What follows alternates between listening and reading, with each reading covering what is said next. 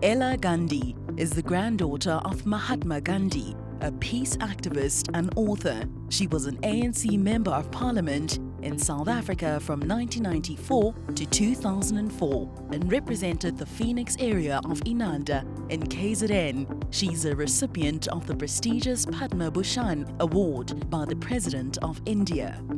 Ibukun Awosika is the chairman of First Bank of Nigeria Limited, as well as the founder and CEO of the Chair Center Group. The group companies are involved in manufacturing, retail and bankway security system services. Ibukun chairs a number of corporate and not-for-profit boards. Butang Morabe is an associate principal at the Public Investment Corporation, focusing on private equity transactions in South Africa and the rest of the African continent. She's also a seasonal finance lecturer at Witwatersrand University and serves as executive director in film productions.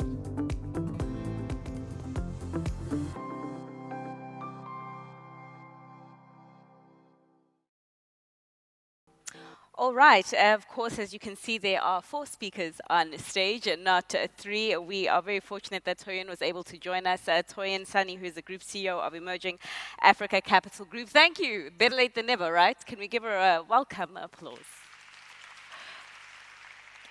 So we're talking about the dynamics of age, and given the fact that the workplace is changing and the people at the top are not as wrinkled and as grey as they used to be, they're pretty fresh. And how is this impacting women who are coming to the workplace in their second innings?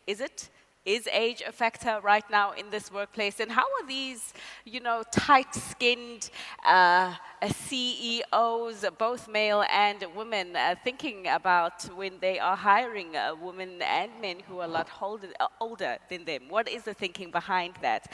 And I would like for us to begin with Ella, ma'am, if I can just start with you, because you're fresh from meeting the Pope. That must have required quite a little bit of traveling.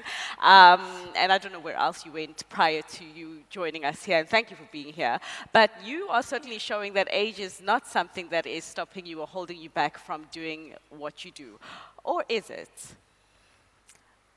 Well, I think that age, as you said, is just a number. Because I think that it all depends on how much of energy you've got, how much of stamina to be able to travel and to be able to do the things that one wants to do. I think that all of us have aspirations and we want to do a lot, but we have to also know for ourselves how much we can actually do. And once you come to terms with what is possible for you to do, then you can plan in that way. So from very early childhood, I have learned that planning is very important. Always plan for the future. Right. And if you plan for the future, you take into account that there's a time when you are going to be less strong than before. There are times when you are not going to be able to do all the things that you would like to. And if you plan for that, then you are stress-free, for one thing, because you are not going to start trying to do and then not be able to do the things that you want to do and become stressed. All right. I think you. Stress is the most important thing to control. Of course, I understand that stress is quite an ager in itself, so we don't want any of that. We want to control it. But, I mean, Toyin, just to bring you in here, what is your experience of age? What's great about this panel is that it's an intergenerational panel, as you can see. So we're going to hear from quite a number of generations, their particular views. But your view on age being a factor in the workplace, especially for women who are coming into their second innings. Thank you very much. Aging is a fact of life. And it comes with changes to our physiology. But we need to understand that there is a lot of advantages also to being of a particular age, which is the experience you have gathered over the years, the credibility you have gathered over the years because of what you have actually accomplished. So you have a track record behind you. And so when you come into the workplace or you start a business as an entrepreneur, those who are doing business with you, your partners, your employers, if you are being employed, they're getting the complete package, which is the benefit of the wealth of experience, the benefit of the track record, and very importantly, the benefit of your credibility. Because in a world where increasingly you have a deficit of trust, people want to be sure exactly that they can trust in you. So if I were a young person starting a business, it could be useful to have people with established track record on my board, for example, or even joining me in executive management in relevant roles. That's what I would say for now. So I'd like to ask if that applies across industries. I'd like to ask, I mean, as an investment manager and a person who scouts for private equity deals and businesses that you put money in, Botang, if you had to meet me as a beautifully gray-haired, softly wrinkled, seasoned woman, starting a tech startup, would you take that view that I'm experienced in this game, or because of the industry that you're working with now, with technology, with the face of technology being a lot more youthful, age wouldn't be an experience, or it wouldn't be an advantage, as Toyin has said, in that particular instance? Well, the short and end of that is it shouldn't be, right? There's what happens in practice where women are being marginalized because of age, because of sex. So, of course, there's those sexism issues, there's those ageism issues. I've just spent an hour with very powerful women that I'm sitting here on the panel with. Just that 1 hour coming as the baby millennial. Just in 1 hour, I would like to tell you of the plethora of knowledge that I've collected. Now, if you then superimpose that in the workplace, in the field that I work in, I would say age shouldn't matter because it brings diversity to the team. It brings a whole lot of value add. There's so much that you can learn. There's so much that you can actually take into consideration. There's so much value that you can actually draw from a diverse team.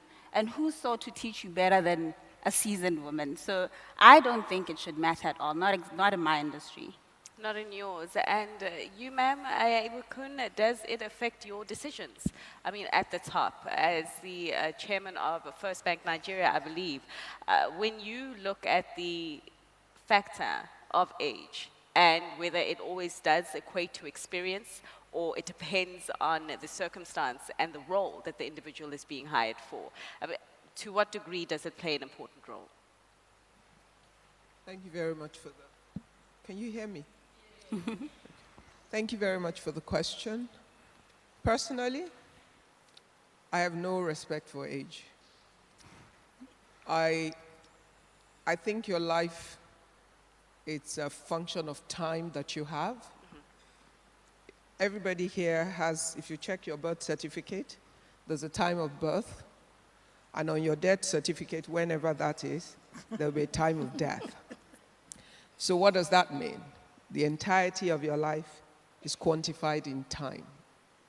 And I believe that whatever time you have, there must be value created for it. Yeah. Now, you have that time in different seasons. Yeah. And there's value that you have at different stages of your life. Yeah. And if we want a world or a workplace or a society that works, we must combine the value that we all have at different stages of our lives together in order to create community value. Yeah. You know, in my culture, I'm Nigerian, and I'm from the southwest of Nigeria.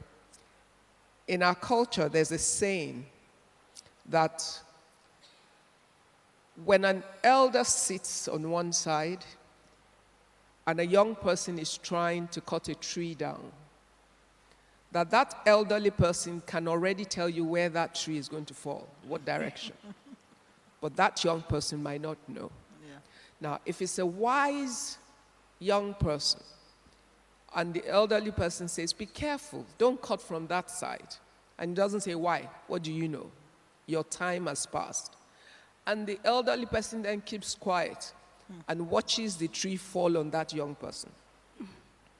The guy is going to come back and say, oh, but you should have told me that you knew that's what would happen. Which is why age is a function of your mind and your interpretation of your time and your season. I've lived all of my life being too young for the life I've lived.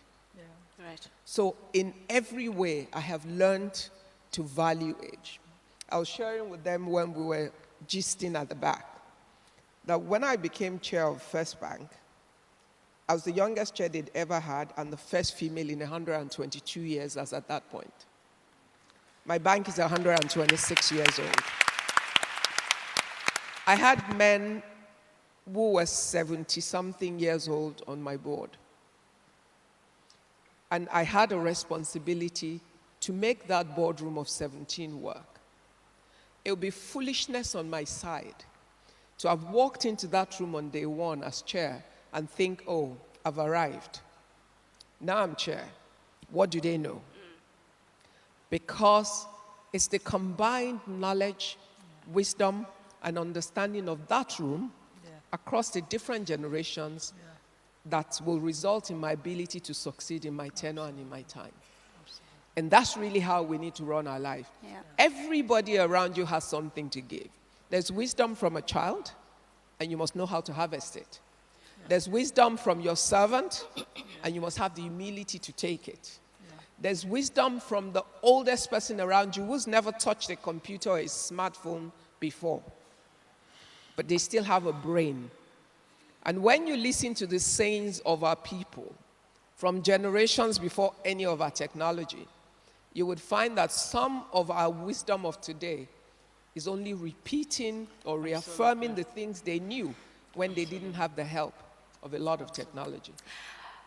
I hear you, but I want to ask why it's easier to accept what you're saying in platforms like this, or perhaps in the comforts of your home at family gatherings when you do have your older aunts or your uncle telling you about the wisdom that they've garnered and the experience that they've garnered throughout the years. Yet, when you get to a workplace, and I don't know if this is your experience, Butang, when you get to a workplace, managing that relationship dynamic with the more seasoned workers and also the up-and-comings, there's a bit more friction in that. What's your experience as ladies, and perhaps also adding to that, how you think that we, within our roles, when we do go back to our workplace, can, better manage that? Okay. To you. So you're totally right. There is friction, and there will be friction, especially in today's workplace, where probably the greatest credential you can bring to the table is that you are innovative. This is a world of very rapid innovation and change, and every business in every industry, to stay at the top, has to be on the cutting edge of innovation. Now, a lot of times, the ideas that propel this innovation come from the younger generation. And so the young people who are thinking faster, thinking ahead, and who are more technology savvy, instinctively feel that they are more relevant and have more to give to the organization than the older people. And that's what creates the kind of friction you talk about. But understanding that business is not just about providing, for example, an excellent product from a technical standpoint. Running a successful business is also about providing leadership, is also about governance, is also about the ability to borrow from Mrs. Awoshika's contribution, the ability to harness what everybody is bringing to the table and to keep the organization running smoothly. I think a lot of those are leadership attributes that actually come from real experience of leading people. And so what a smart organization will do is to have a fantastic blend of all those capabilities represented at all levels within the organization. And I can talk from my experience.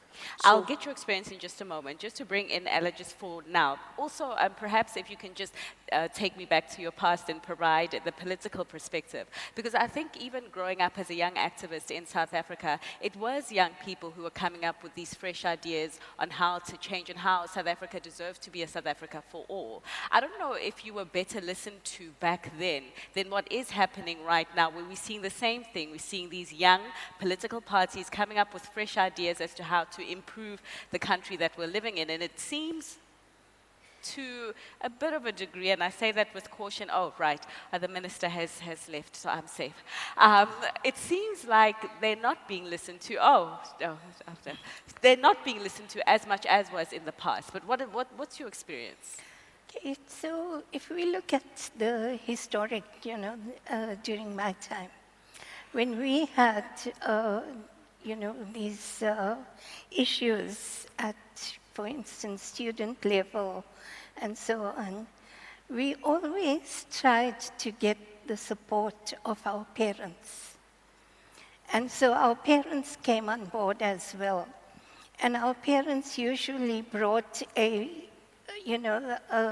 deeper understanding of what is going on, how we should be, demonstrating or whatever action we take, how it should be taken, and so on. So if you look at the Soweto, there was a Soweto Parents Association, which supported the students. If you look at the strikes that took place by workers, you had a community organization that was supporting the workers. So if, for instance, Nestle workers, Nestle, the chocolate, if those workers went on strike, the community will say, we are going to boycott Nestle products. Now there's a partnership.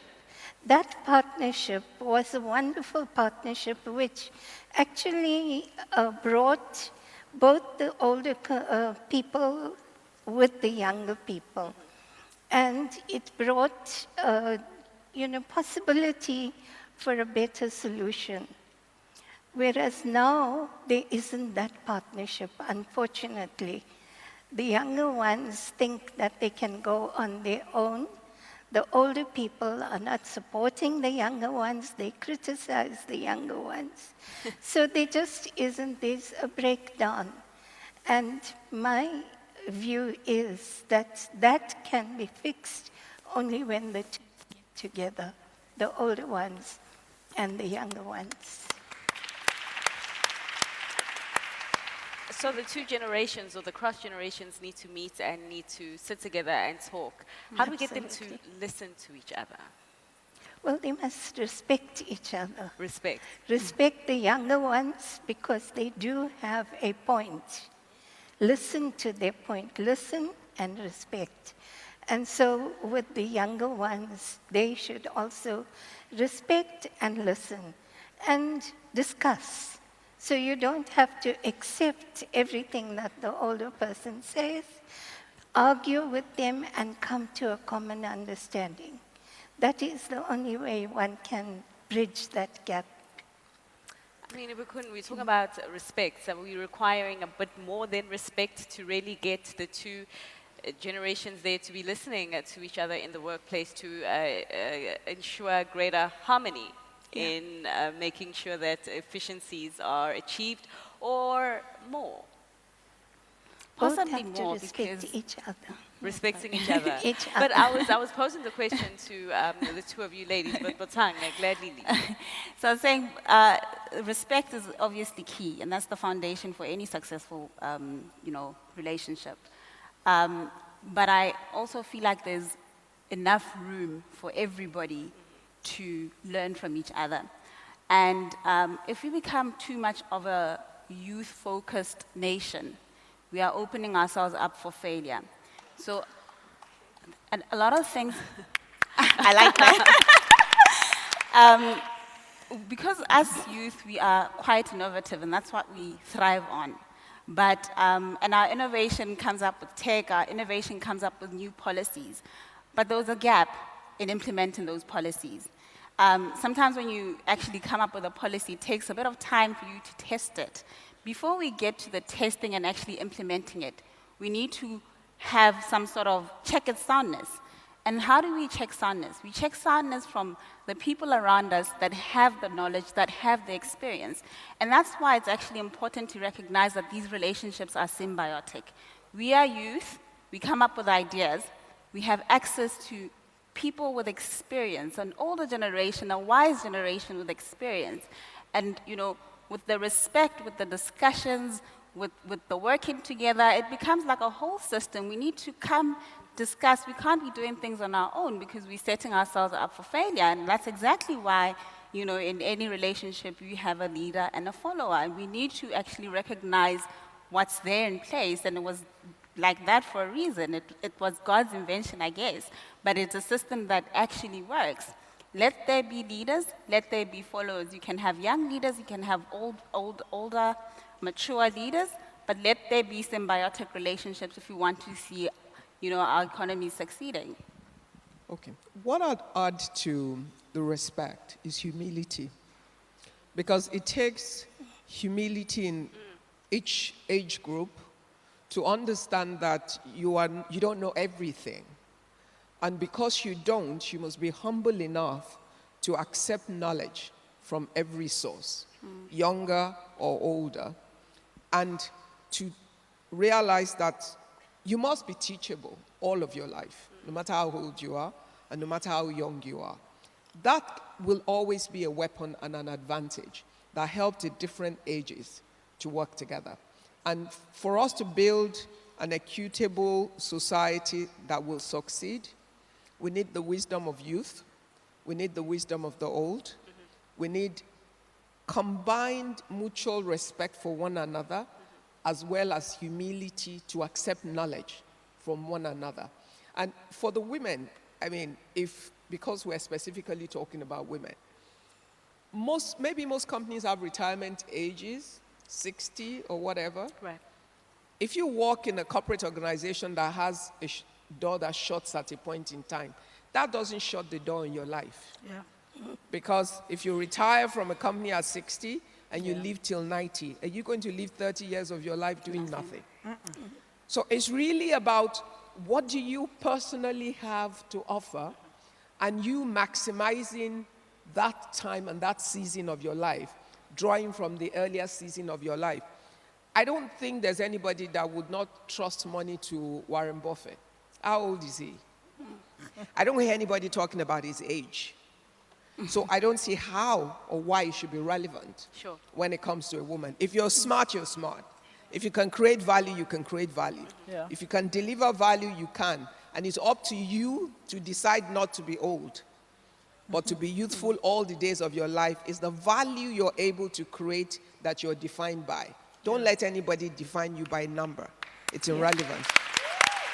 Absolutely.